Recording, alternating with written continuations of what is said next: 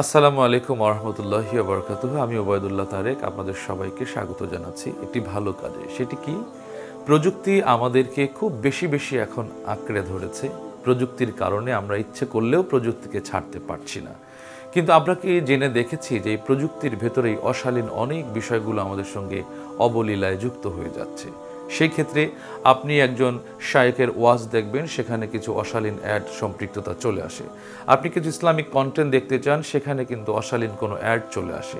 তো এর থেকে পরিত্রাণের জন্য মাহফিল অ্যাপস নামে একটি অ্যাপস আমাদের সামনে উপস্থাপন করা হয়েছে। এটি আপনারা গুগল প্লে লিস্টে গিয়ে এটিকে আপনারা ডাউনলোড করে মোবাইলে রাখতে পারবেন। এই বিড়ম্বনা থেকে আপনারা সবাই মুক্ত থাকবেন। কেন?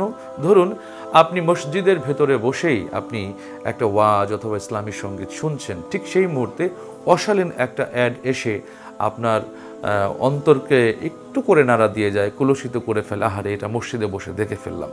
এই পরিত্রাণের জন্য মাহফিল অ্যাপস, এখানে সুন্দর সুন্দর ইসলামিক গান, ইসলামিক কন্টেন্ট, ইসলামিক অনেক আয়োজন নিয়ে, আবারও বলছি, মাহফিল অ্যাপস আপনার মোবাইলে ডাউন করে রাখুন এবং আমাদের গানগুলো, ওয়াজগুলো, ইসলামিক নানাবিধ আয়োজনগুলো সেখানে থাকবে।